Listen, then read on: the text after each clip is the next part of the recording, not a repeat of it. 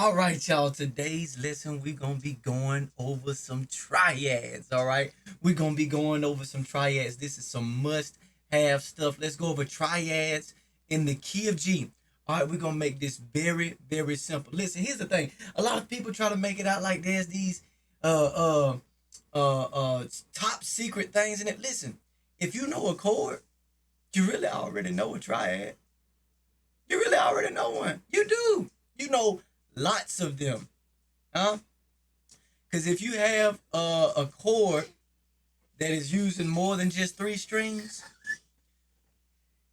it's a triad, right? And it's triads over and over and over again, okay? So look, we're going to go over the key of G. So let's go over the key of G first. So we got some groundwork. And then we'll go over these triads, okay? All right, so the key of G, we got G. And we got A minor. I'm using A minor 7. And we got B minor.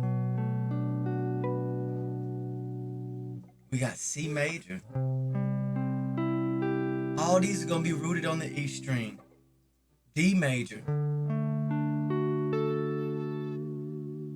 Then we got E minor.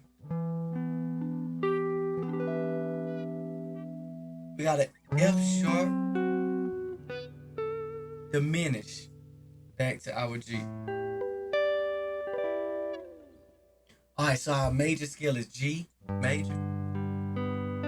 That's the key we're in. All of these are going to be rooted on the E string, okay? So everything in our lesson today will be in reference to E string or heavy E string rooted chords and triads, okay?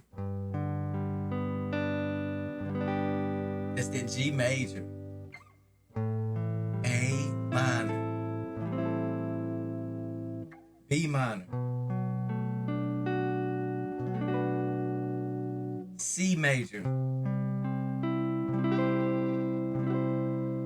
D major,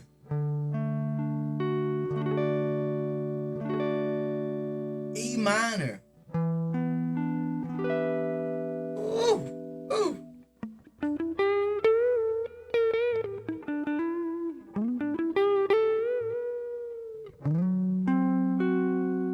F sharp diminished back to our G. All right, I'm running out of space down there. So if you know these chords, you already know so many triads, okay? And people try to make it out like it's like, listen, and I understand, especially if you ain't connecting the dots, if you ain't understanding what a triad is, what a triad is made up of, and you got so many people and they're going up and down the neck and all kinds of stuff. All right, we're gonna break it down for you real simple today, okay? So listen, I want you to take this G chord. We know that's our one, that's our major, right? So I want you to look where your fingers are and what notes are being covered, okay? Look where your fingers are, what notes are being covered, all right? You can take any three of those notes in that major chord and make a triad out of it. Any three. Most times what we like to do as guitarists is we like to take the y'all excuse me, my little one is over here talking. Let me what we like to do, we like to take the top three strings, and when I say top, looking at it, it might look like the bottom, but the three thinnest strings, okay? Because they cut through everything. We like to use those strings because they cut through everything, and this is where you get a lot of what that distinctive sounds of guitar is. Don't get me wrong, I'm one who loves to play chords. I like the heavy strings and using them as a foundation, as a good thump and everything. But when you're playing in a band setting or you're playing on top of a track that has multiple instruments, you're going to want something that makes your guitar sound distinguishable, okay? Distinctive. You're going to want it to sound unique and special.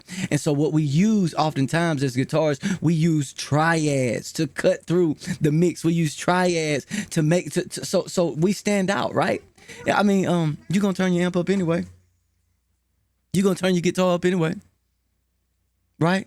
You might as well begin to practice some things to where you don't face all those challenges with volume and everything, because they're going to turn you down anyway. All right, somebody come join me in the comments. Today, I just want to go over the equipment that I'm using, some of the gear that I'm using. I'm going to put a link in the description, okay? Y'all be sure to click on those links if you're interested in getting these devices. Some of them are very affordable, okay? First of all, today, I'm using this PRS SE Student Edition Custom 22, excuse me, Custom 22. It is the semi-hollow, okay? So we going to get a nice, good, warm feel out of it. So kind of get some jazzy type sounds out of it. Use today. Also today, let's see. Look, I got this tuner. I put the link to the look. This is, I think it's Sark is the name of the brand, man. I love it. I love it. You can charge it. It can come on. It's chargeable. You hear me? So you don't have to keep buying those. Somebody know what battery it is, because y'all done had to buy like 5 or 6 of them. You don't have to keep buying them. You can just charge it back up, all right? I got like 2 or 3 of them because I like to keep them on my guitars. One person said they like to keep them in their case. They just put them in their case so they always ready at all times. The microphone I'm using is a Sennheiser microphone right now. What else am I using? Check this out. The guys at LEKATO sent me this. Y'all see, I ain't got no strings. I can do whatever I want. They sent me this. So today I'm using this LEKATO wireless guitar system. All right, it's budget. Look, if you use the link, you might be able to get it for about $40-50 right now. Okay, I'm telling you, go look that up, baby girl. So look, check out the folks at LEKATO. Y'all go check this out, man. I'm telling you, it's gonna be good quality for a budget. Okay, you can do it on a budget. You can recharge these things. Also, one thing I stand on is the Synido A20 Live Dock. Okay, this thing right here. If you want to make content that's good quality, so you get good quality sound to your phone where it ain't cutting frequencies that's too loud or too low, or you having trouble mixing your tracks and everything, you can use this device. Okay, you use this link in the description. I'm gonna get you a good deal for it. Okay, so y'all make sure y'all go use this. I mean, if you're interested in this is an audio interface, y'all. An audio interface that plugs directly into your phone, plugs directly into your laptop. You can do your own mixing. Okay, you can do your own mixing. That way your guitar stands out in the mix. Cause ain't that what we try to do today? All right, y'all. I'm using my Boss ME80. I got some good reverb. Right, sometimes on this guitar I like to split them pickups like that, kind of brighten things up a little bit. Ooh, I might leave it like that for the rest of the lesson. Then I might put it on that middle switch. Oh, y'all gonna like that. That's gonna sound good with these triads. Okay, so now let's get back to the lesson. All right, that was good for my quick commercial break. Oh, wait. No. Look. If you like the video and you made it this far and you done put up with me this long, go ahead and hit the like button. Hook your boy up. Hop in the comments. If this is your first time being here, I want to get to know you. I want to know you. Let me know what's your name, where you're from, what level of guitarist are you? Are you beginner? Are you intermediate? Are you advanced? Do you have any business being in here right now? You know, all of those good things. Let me know what style of guitar do you play? Are you here because you love gospel, blues? Like, what's your style of music that you like to play? Y'all let me know these type of things, huh? Who's your favorite artist? I had one guy said Al Green. Oh, I love me some Al Green, huh? All right. And also, listen, one way that you can always support this channel, and it don't cost you a thing, is that like button, is those comments, and of course, subscribe to the channel, okay? Because that's the only way we're going to grow, all right? Thank you all for being here. Thank you all for supporting PJ Guitar, all right? Now, let's get back to it. So we're talking about triads. And what we're going to do, we're going to look at these top strings. So whenever you're making a chord, if you want to make the triad to that chord that you're making, so you know this chord, let's say you know a progression is G, C, D, C, G, right? You know that progression and you can play those chords. Let me tell you something. You know the triads to it too. You do. Stop fooling yourself. Stop selling yourself short. You know the triads to it. All you have to do is look, pay attention, and see what strings or what frets are you making. All right, so I want to take these top strings because those are going to cut the best. Okay, and what I'm going to look at, okay, so if I was making this G and I'm going to look at what I'm playing here, what's at the bottom? I got this note. There's my triad. That's my G major triad. Now I can keep that same shape and come play that C that I was playing. That's that D. All right. Those are major triads. Or what we look at this.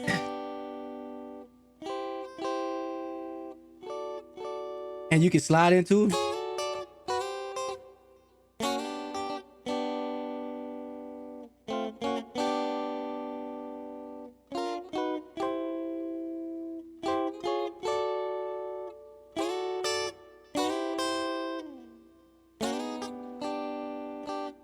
All right. It's simple. That's easy. You can do that. To get to our minor. So let's say we were going to take minor chords out of this progression. So let's say we was going to do, what would we do? Let's do E minor.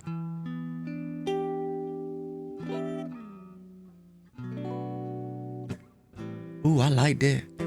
I might have to play that for me. Ooh.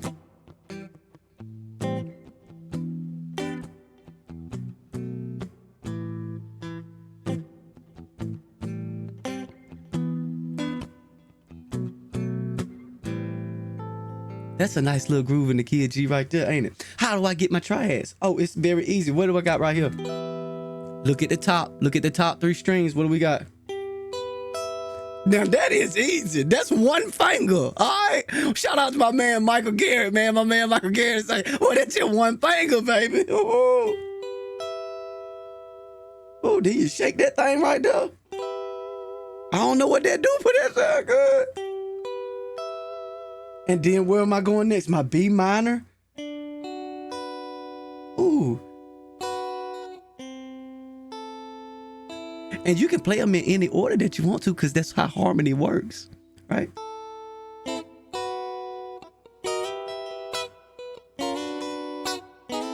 Oh.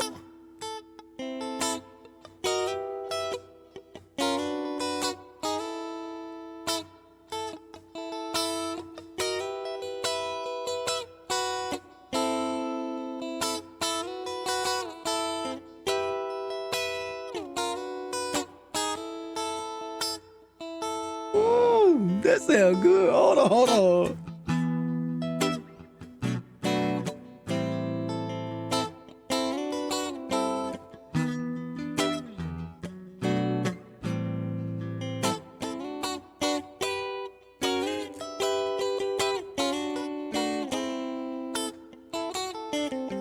All right, so now we can start getting into some embellishments and everything like that. Wait. Okay. It's one more. It's one more hidden gem. I usually don't give people this, but you can't forget your diminished, okay? Let's see. There's your diminished triad.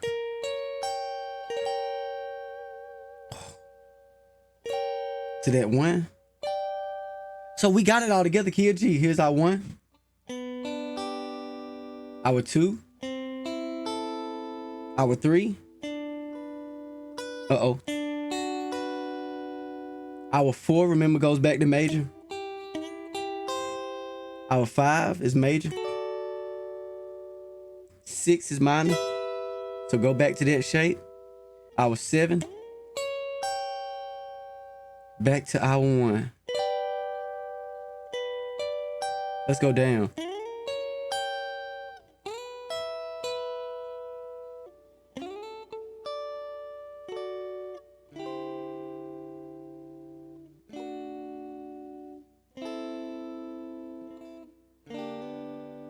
Ooh, that's a distinct. Now, what we can, so we want hammer-ons, right? You want to be able to do some hammer-ons and stuff. So if you're on this G, where's my next triad?